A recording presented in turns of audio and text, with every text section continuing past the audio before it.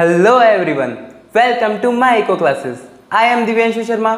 आज की वीडियो में अपन देखेंगे बैंक क्या होता है, बैंक के कितने टाइप्स हैं और कमर्शियल बैंक उसके फंक्शंस देखेंगे। इससे पहले वाली वीडियो में अपन ने मनी कंप्लीट कर लिया है। उसमें अपन ने देखा था मनी क्या होता है, मनी के कितने फंक्शंस होते हैं। अगर आपको वो वीडियो देखनी हो तो आप आई कार्ड में चेकआउट कर सकते हैं। तो स्टार्ट करते हैं आज की वीडियो को।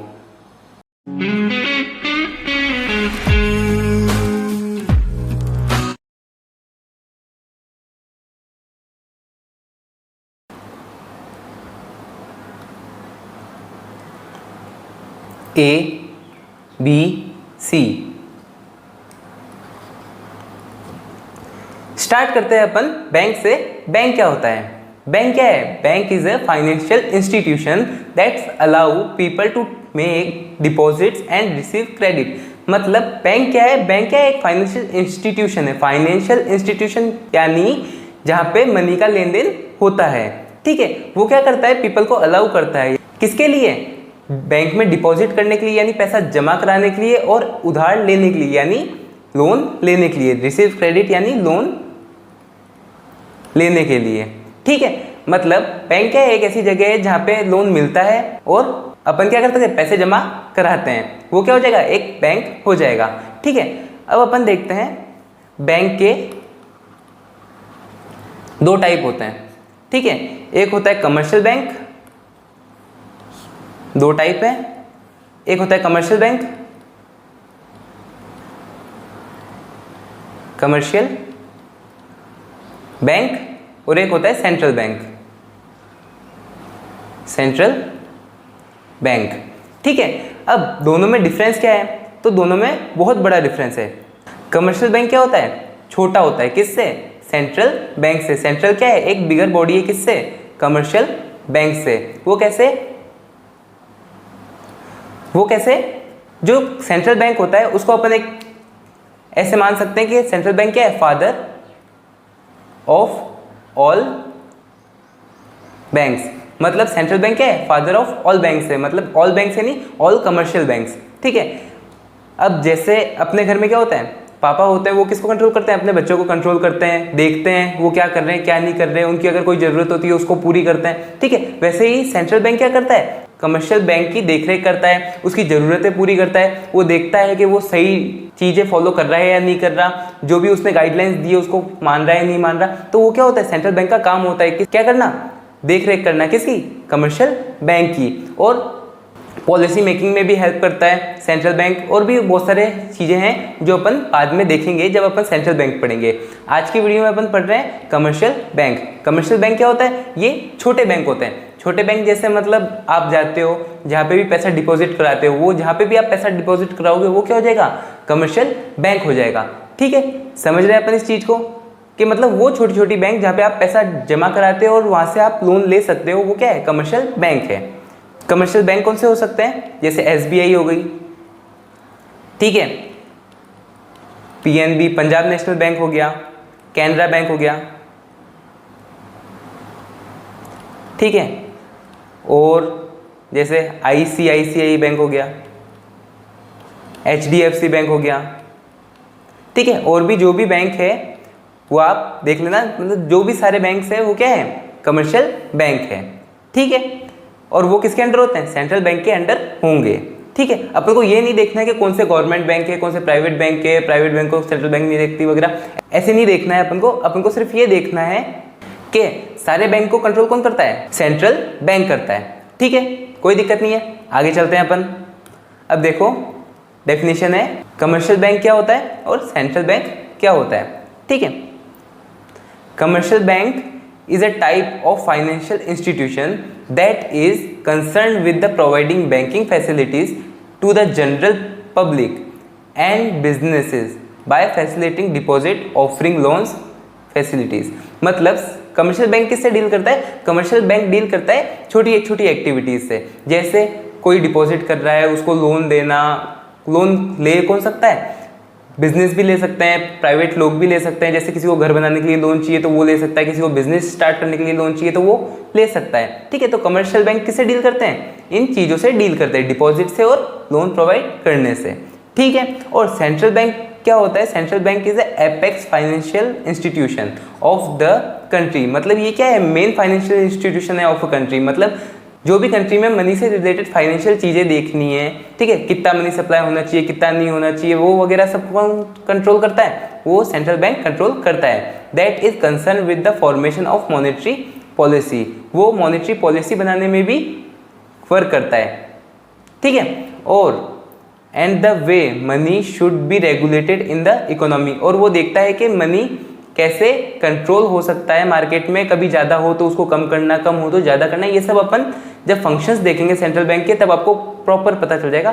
बस इतना सा समझ लो, सेंट्रल बैंक क्या है, एक बिगर बॉडी है, किससे, कमर्शियल बैंक से। कमर्शियल बैंक क्या है, सेंट्रल बैंक का बेटा है, और सेंट्रल बैंक क्या है, कमर्शियल बैंक का पापा है, ठीक है। इतना सा समझ लिया अपन ने। नेक्स्ट पे चलते हैं। अब अपन देखते हैं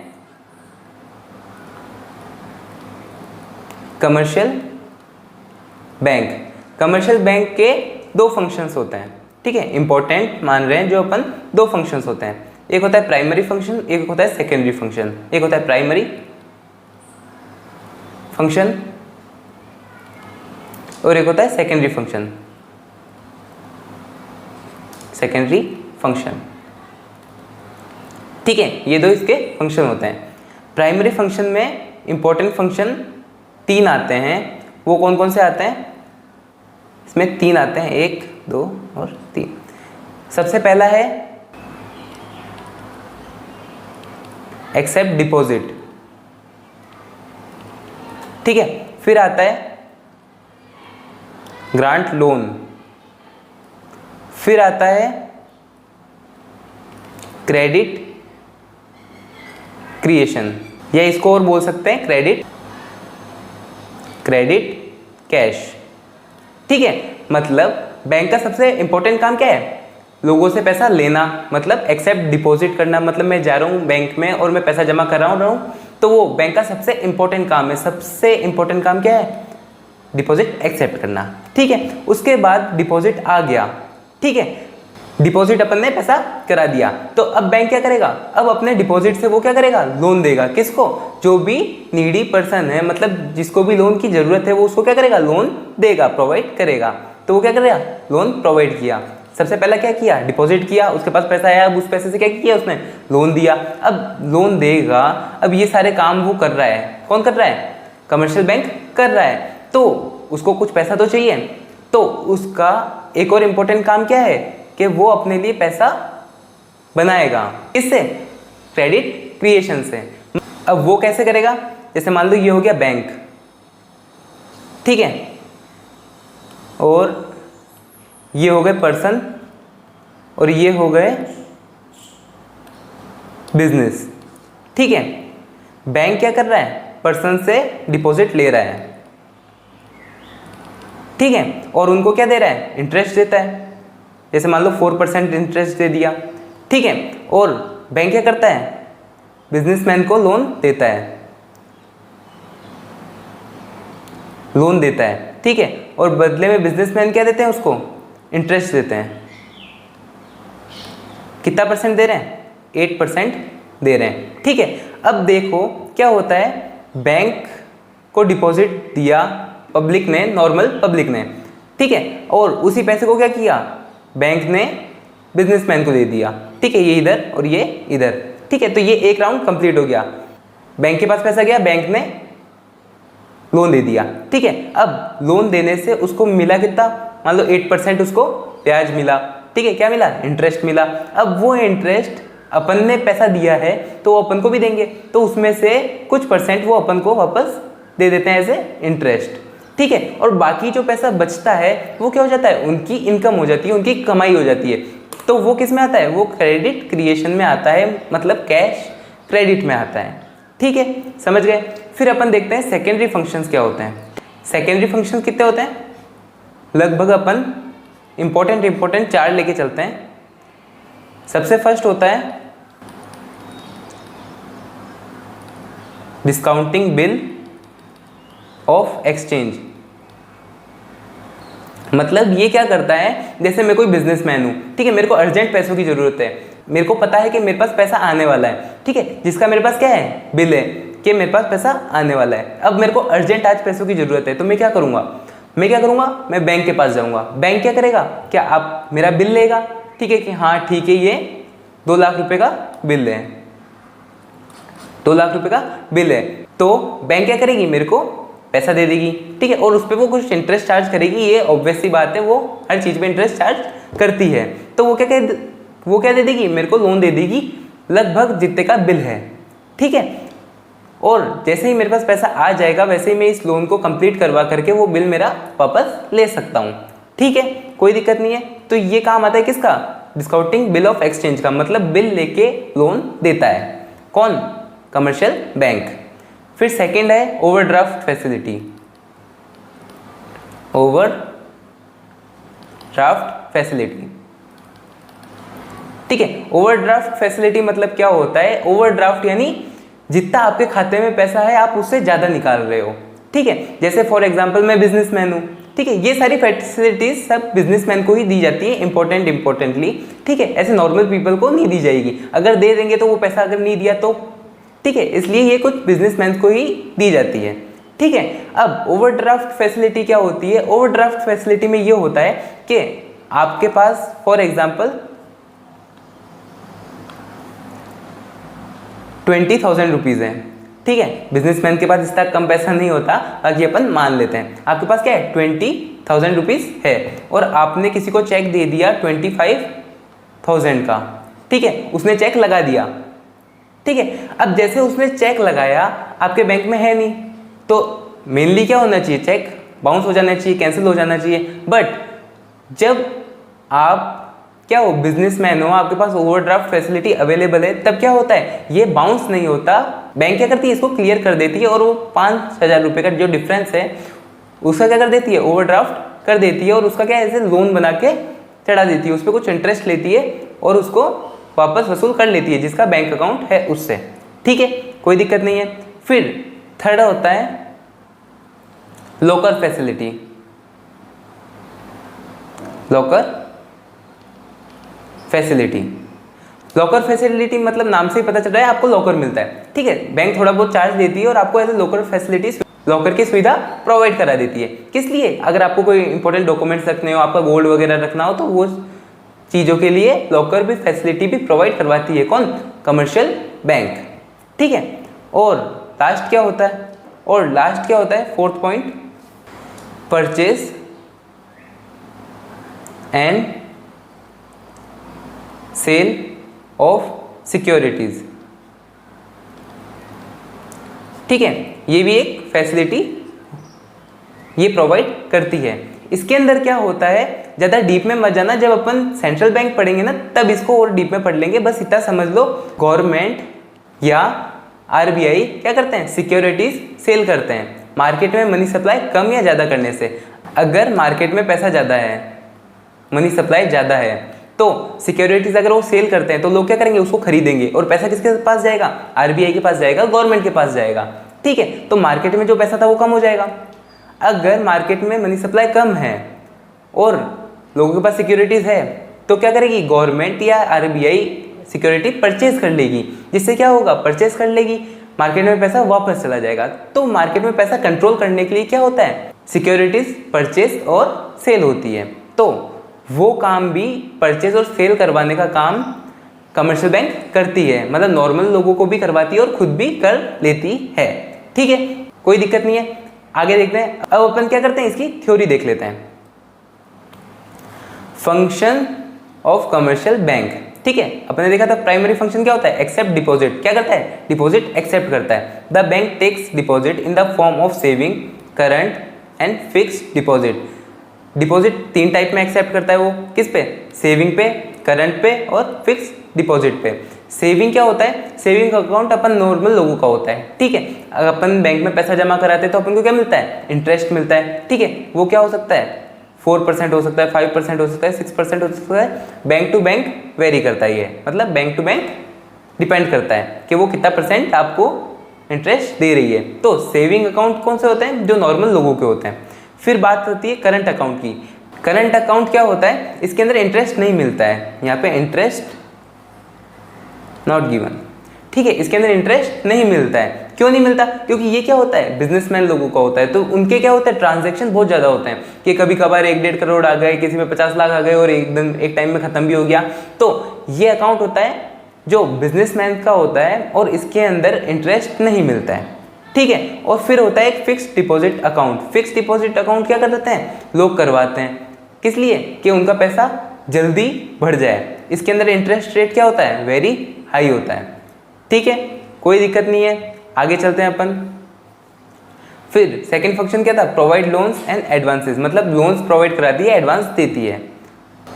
another central function of this bank is to offer loans and advances to the entrepreneurs and business people and collect interest for every bank. It is the primary source of making profit. मतलब loan देती है, loan देने से क्या होगा, उसको interest मिलेगा, interest मिलने से क्या मिलता है उसको, ऐसे उसका प्रॉफिट मिलता है और उसकी ऐसे क्या है, वो प्राइमरी इनकम है, ठीक है। फिर बात करते हैं अपन क्रेडिट कैश की, यानी कैश क्रेडिट या क्रेडिट क्रिएशन की, ठीक है। When consumer is provided with the credit और loan they are not provide with liquid cash, वो उसको लिक्विड कैश नहीं देते हैं। मतलब ऐसे आप आए लोन लेने तो आपको ऐसे पैसा नहीं दे देंगे कि लो यार ये पैसा ले लो, ठीक है, ऐसे नहीं देंगे। वो उसके नाम पे क्या करते हैं, एक बैंक अकाउंट खोलते हैं, ठीक है, एक अकाउंट खोलते हैं, उसमें क्या करते हैं, वो अमाउंट डिपॉजिट कर देते हैं, ठीक है।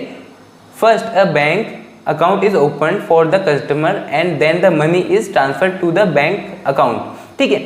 अगर उसका अकाउंट खोलते हैं और जैसे ही अकाउंट खोला उसके अंदर वो अमाउंट ट्रांसफर करते हैं, ठीक है। This process allow the bank to create money.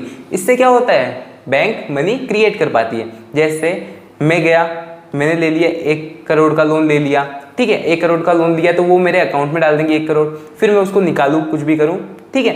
बाकी जैसे उसने मेरे एक अकाउंट डाल दे और मैं 1 करोड़ के मान लो 2 करोड़ चुकाऊंगा, ठीक है, तो जैसे 2 करोड़ चुका है मैंने, तो उसने दिया कितना था, 1 करोड़ ही दिया था।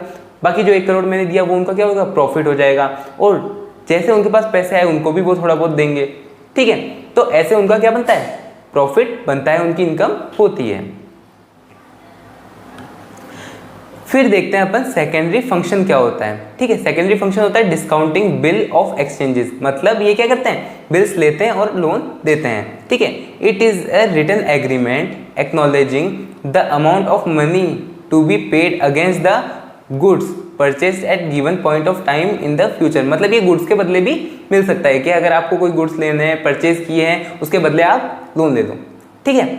और overdraft facility, it is an advance given to the customer by keeping the current account to overdraw the upon the given limit।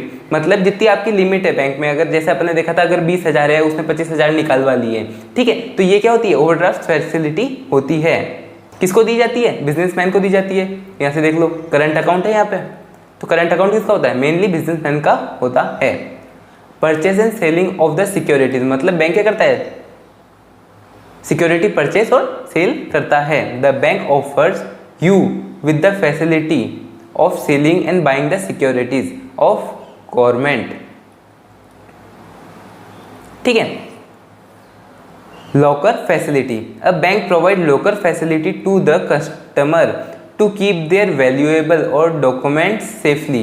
The banks charge a minimum of an annual fee for this service. मतलब bank क्या करता है, एक annual fee charge करता है किसके लिए, आपको लॉकर फैसिलिटी देने के लिए। उसके अंदर अपन जो भी चाहे वो रख सकते हैं, बस वो क्या होनी चाहिए, इंपॉर्टेंट चीज़ होनी चाहिए। ऐसे नहीं कि आप घर की पेंसिल वगैरह रख के आ जाओ, ऐसे नहीं, ठीक है, कोई वैल्यूएबल एसेट होना चाहिए आपका, ठीक है। तो आज की वीडियो में अपन ने क्या क्या देखा, सबसे पहले देखा बैंक क्या होता है, फिर अपन ने देखा टाइप्स ऑफ बैंक, फिर अपन ने देखा कमर्शियल बैंक, फिर अपन ने देखा फंक्शंस ऑफ कमर्शियल बैंक, ठीक है। तो आज की वीडियो में इतना ही, अपन मिलेंगे नेक्स्ट वीडियो में। अगर आपको ये वीडियो अच्छी लगी हो तो इसको लाइक कर दीजिए, चैनल को सब्सक्राइब कर दीजिए। कोई भी क्वेश्चन हो या डाउट हो तो आप कमेंट बॉक्स में पूछ सकते हैं। माइक्रो एंड मैक्रो इकोनॉमिक्स की प्लेलिस्ट का लिंक मैंने डिस्क्रिप्शन में दे रखा है, आप उसको जरूर चेकआउट कर सकते हैं। तो मिलते हैं नेक्स्ट वीडियो में। Thanks for watching.